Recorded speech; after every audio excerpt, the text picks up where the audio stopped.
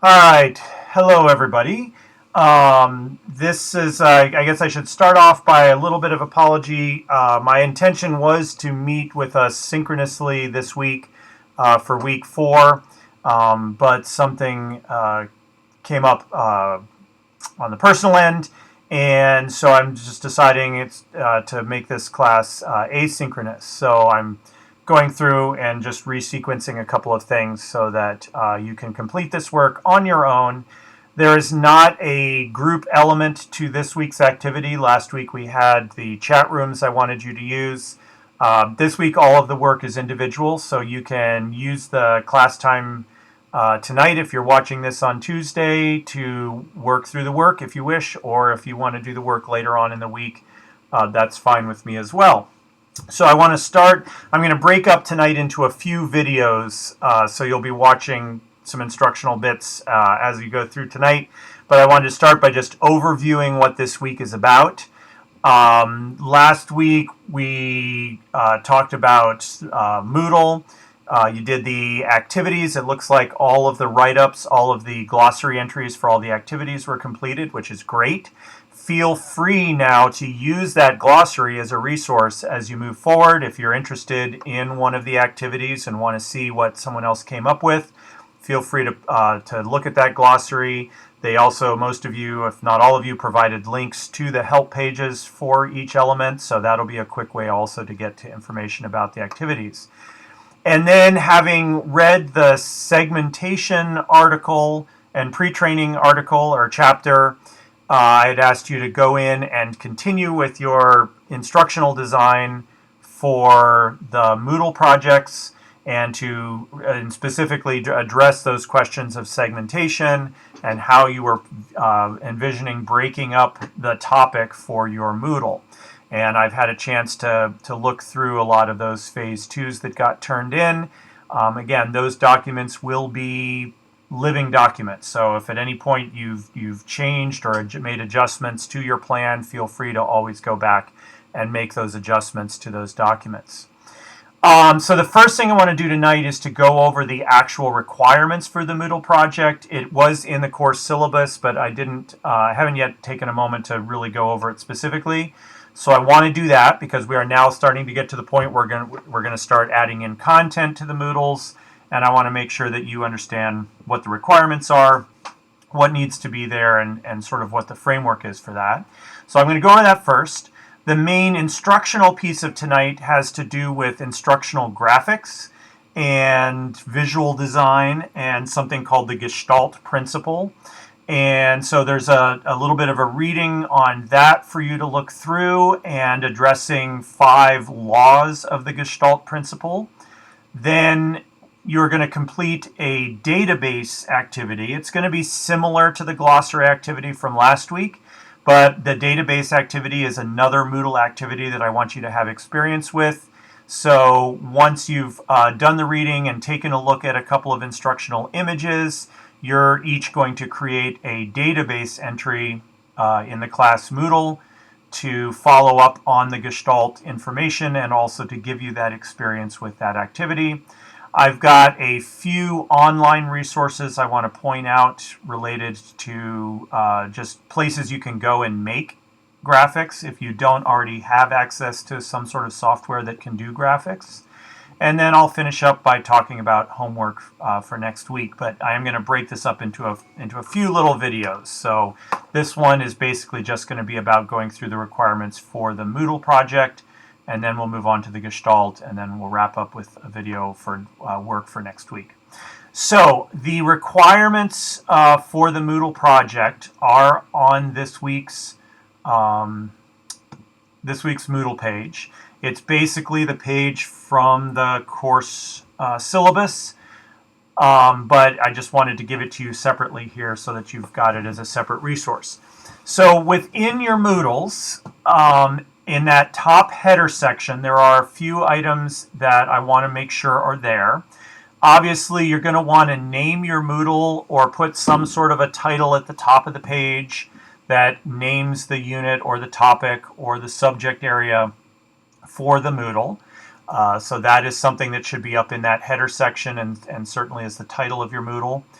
I do want to make sure that everybody has some version of their name and their photo that is placed up in that top section.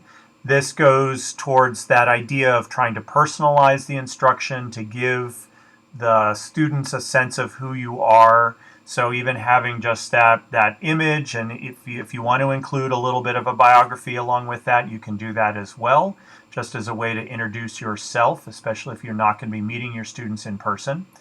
The final instruction design plan document, right now I had just had you upload sort of the first layer of that, but as you make adjustments to your instructional design document, feel free to upload the most current version to the Moodle. In the end, when the Moodle is all done, that document should definitely reflect the final stage of that instructional design plan. But as you're in progress, try to just every once in a while make sure that whatever is uploaded there is the current version of your instructional plan. And then by the time you're done, you may not have enough information yet to create this, but you should have some sort of a syllabus for the unit, for the Moodle, something the students can click on and just get a sense of the overview for what the entire Moodle is going to cover in terms of topics and subject and how it's going to be broken down and so on. So that information is what is going to be required at the top. You can certainly add more than that if you want to put in a discussion forum or other things in that top header section. If they support your Moodle, feel free to do so. But these are the things that I'm going to be looking for. In terms of the main body of the Moodle, in terms of number of content sections, I know, and I think this is a holdover actually from some previous years, it says 10 sections required. I'm a little more flexible than that. I say use 8 to 10 as a rough guideline. I want to make sure that everybody is completing about the same scope of work, so I don't want one person doing 3 sections and another person doing 15. So use that 8 to 10 as a rough guideline. But if your topic really breaks down neatly into 9 topic areas, that's fine. Or if you really need an 11th, that's fine. But in terms of the breakdown, so having done the segmenting work this week, you should be pretty far along on kind of knowing what that number is going to be. Within each content section, the first thing should be just an introduction page that just lets the students know what the learning outcomes or what the objectives are for just that section. And we'll get into more of this next week, in the next couple of weeks when we talk about video and audio. But each of your sections should also include a short, and I mean no more than a minute long video or audio or animation that just describes the content and activities for the section. Think of it as an advanced organizer, something that your student could look at real quick and go, oh, okay, this is what this section of this Moodle is going to be about. Then beyond that, it's going to be whatever activities and resources you believe you need to cover the topic that you are covering in that section. So as we go through, you'll get a sense of, do I want to use a database? Do I want to use a glossary? Do I want to have a forum here? Do I want to put in an actual assignment? Am I going to have links to external content that they can look at, videos, other websites? So that really, I don't put any real requirements on that because that's going to all be driven by whatever your instructional goals are, the age level of the group you're working with, the material you're working with. So, but obviously each section is going to need some number of resources in there for the students to interact with. And then each section should end up with some sort of a quick evaluation activity. This should be more along the lines of like a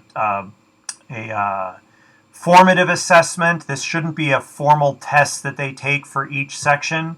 So it could be an exit slip, a quick little poll, a quick little quiz, just so that you have a tool you can use to make sure that your students understand the material from that section. So for each of the 8 to 10-ish sections, you should have an introductory page, sets out the objectives, contains a short little video or audio. Then you'll have some number of activities and resources, and then it'll finish with some sort of a quick activity that will serve as an exit slip. The final section of your Moodle will be a formal evaluation, some sort of an assessment that will be more formal in nature, that will take care and cover the whole unit's topics. You don't have to worry about that at the moment. We are going to get into assessment in a few weeks and talk about assessment online and ways to develop good online assessments. So for now, just make sure you've set aside a section of the Moodle that will be that summative evaluation at the end. So in terms of required things, that's what's required. So if you're looking at the rubric and it says required items, that's the list that we're looking for. The stuff in the header, the stuff in each content section, and that evaluation at the end.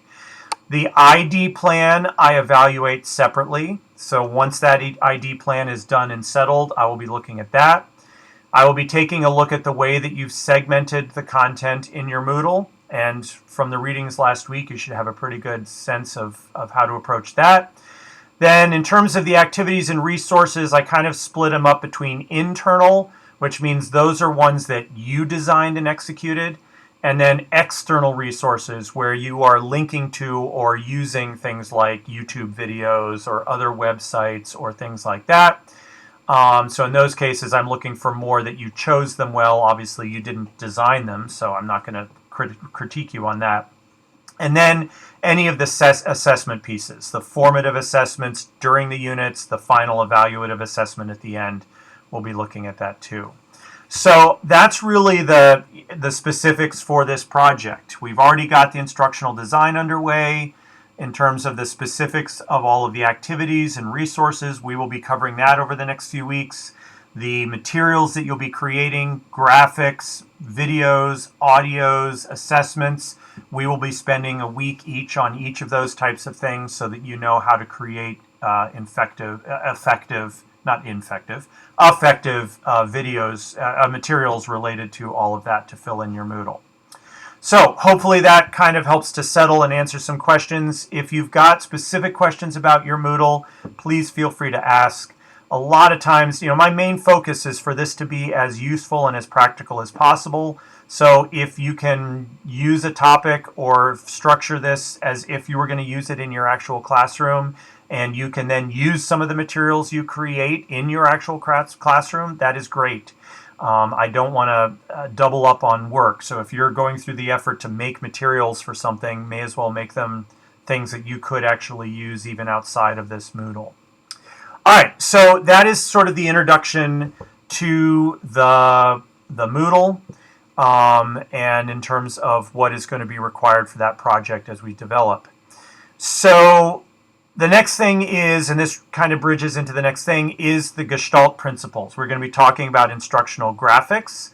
So at this point, the next step for this evening's or this week's work is that I want you to take a look at the article that is attached in the Moodle about the Gestalt principle. It starts off with, on the first page, a summary page where I drew from several different resources about what the Gestalt principle is. And then the pages following that go into some of the specific laws of the Gestalt principle and take a look through those and kind of get a sense for what these laws encompass. So I want you to look at the article first and read through it first before you watch the next video. And then the next video will kind of summarize the Gestalt information and then talk about the database activity that you will be doing next. All right, so I'm going to sign off for now on this video. Go read the article and then come back and watch the next video that will set up the next activity. All right. Thanks, guys. We'll be back in a moment.